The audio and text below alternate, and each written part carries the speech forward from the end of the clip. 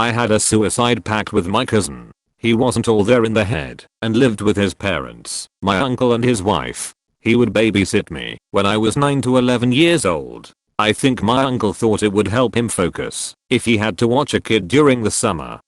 Over the last year that he watched me, he told me about how cruel the world was and how I would be no different because it runs in the family and that most of the males have some kind of mental issue. True for most of the males on my mother's side of the family. By the last month we would basically spend the days crying or talking about how terrible things are. At 11 he had me convinced that the world was going to hate me. So when he brought up taking the easy way out, before I would have to go through it, I agreed with him. He said we would do it the day after Christmas, so we could have one last good memory with the family. I ended up getting so sick.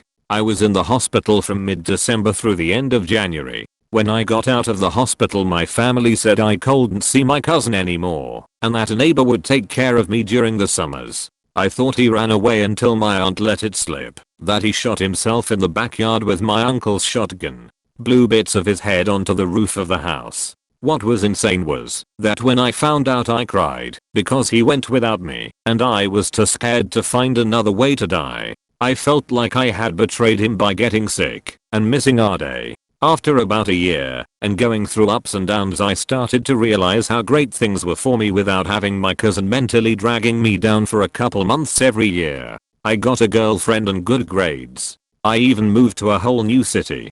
To this day I regret not telling the family before it happened, but back then I expected to go too, so I didn't see it as a big deal. Now it would do nothing but hurt everyone. It's been over 10 years now and not a soul knows. It just confuses me how much he talked to a kid about how terrible the world was until the kid was ready to die. Honestly I'm sure I would have gone through with it had I gone to his house for Christmas.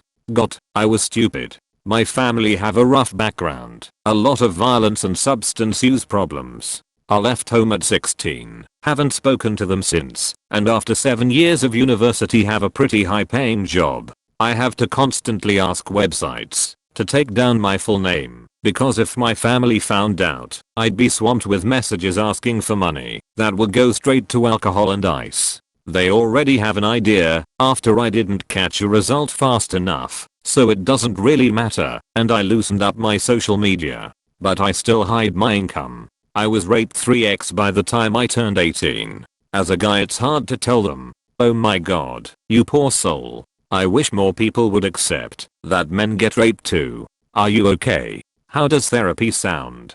Therapy doesn't help everyone speaking from experience. I've been going for other issues, but it doesn't hurt to try. Edit. A part of my comment was poorly worded. I got molested when I was 8 and my parents know it happened, but I still refuse to tell them where it happened. I'm from a small town and there might be a witch hunt. Plus, I honestly never saw the person, so there's no point to bringing it up. It happened at a sleepover, so there's only so many people that could have done it, but ultimately I'd just probably get called a liar again. I tried to hang myself with one of my school ties when I was 15 years old. Thankfully the hook holding the noose on the door snapped, otherwise I might not have been here to write this story. Thankfully life got much better after that. I still haven't told anybody to this day, not even my parents or girlfriend. Whilst life isn't perfect right now trying to find a job in the current market, after graduating last year, at 22 years old my life is much better than it was when I was 15. Overall, my life is so much better. I'm surrounded with a great support network, and I thank myself every day that my suicide attempt failed. I quit my job with the cable company a year earlier than I told them.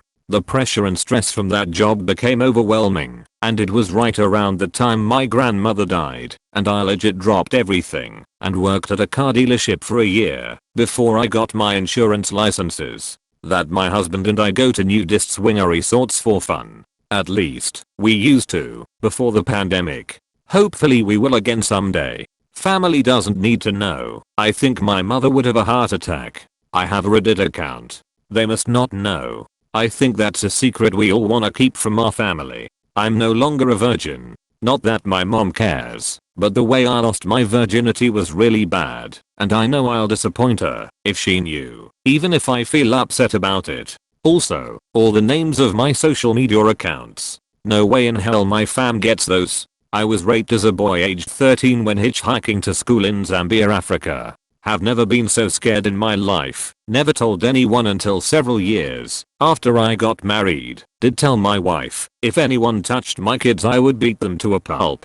It was tough not talking about it. I was marked with 2 absences in my Spanish and English class one day. When my parents asked what happened I said period cramps and they just believed me. I actually was forced to go to guidance by my English teacher after she found out I was skipping and crying under the stairs. I was silently debating suicide at that moment. It goes farther beyond that. My parents still don't know why my ex-boyfriend and I broke up, and why I haven't talked to my best friend in 2 months. I'm sure they connected the dots to assume they're dating now, but oh my god, the whole story is even more fucked up than what I'm typing in. I've been acting overly happy around my parents, so they don't suspect that. Recently I've been crushed by just everything happened. When I was in high school, I hid my depression, suicidal thoughts, and eventual attempt from my parents. Things got worse until I eventually told them and others. Unless they're completely defective, they want to know, and it could be the thing that breaks you out of a feeling you can't escape from. How much I struggle with my life, mainly with anxiety, and how I struggle to recognize my emotions and to communicate them, or to handle them in general. Most people don't understand anxiety issues. I used to think it will pass, but I'm pretty old now and still get very tense in confrontations, loud noises, things out my control. If I had a bee monitor it would show wild changes often. This is kinda really stupid, but I hide my online friendships cause they're kinda closed-minded and A, don't believe that you should talk to people you don't know, B, internet bad, and C, if you talk to a guy online, it must be a sexual thing. I have been in a relationship with a woman that is over 20 years older than me for 6 years now, and I have even moved in with her. I dropped out of college. It was never ending, and I was exhausted. They forced me into graphic design, and while I don't mind it, I'd prefer to never do it professionally. I'm more of a freelancer. They wanted their only kid to go to college and graduate, and I couldn't even give them that.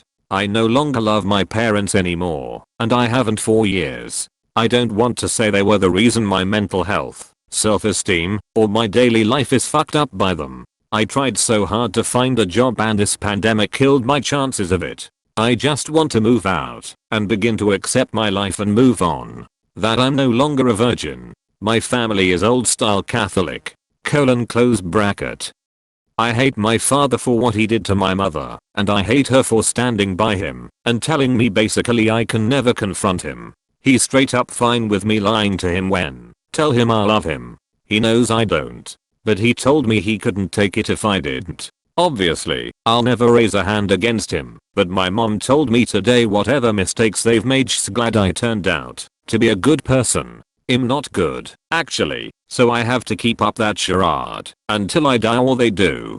That most days I'm too broke to even buy my son diapers. I often have to choose between diapers and baby wipes, and something I need for myself like shampoo or underwear. They also don't know that I have severe depression and that I'm suicidal. The only reason I'm still alive is for my son. No one will love him or take care of him better than me, and I will not leave him to suffer through life like I did because my mom bailed on me. I have a responsibility towards him, and I don't care if I never buy myself anything ever again. He's my baby and I will not fail him like my parents failed me. Nobody except my husband and my best friend know I'm a stoner. I'm 33 years old with a master's degree and professional license, and run my own business, and I smoke weed multiple times a day. I got an abortion 4 years ago. That I'm transgender. I told my sister hoping that she'd help me feel more feminine, but while she's not against it, she's not exactly supportive.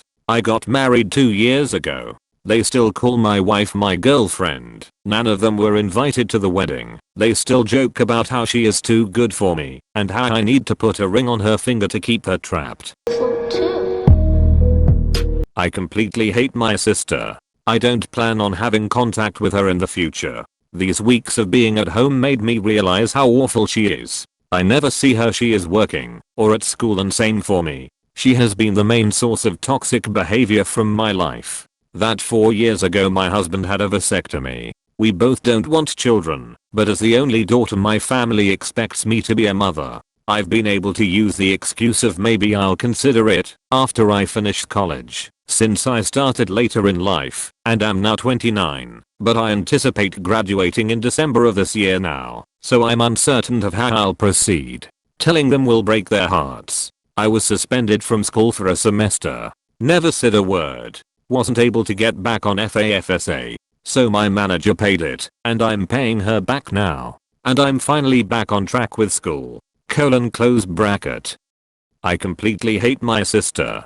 I don't plan on having contact with her in the future. These weeks of being at home made me realize how awful she is. I never see her, she is working, or at school, and same for me. She has been the main source of toxic behavior from my life. Money. My whole family is a bunch of deadbeats. I stopped telling them how much money I made a long time ago. It kinda sucks, because I've had huge career milestones, and don't tell my parents or siblings anymore, because I fear they'll come asking for money. I also don't drive a nice car, or have a really nice house, because I don't want to tip them off. In high school my parents let me go to the church service an hour later than them, so I could sleep in. I just went to the park, and slept in the backseat of my car. Never have told my parents that I wear my mother's boots when I'm home alone sometimes, and that I'd like to own a pair of knee-high boots and a kimono. I'm male and my parents would never let me own either of those clothing items I want.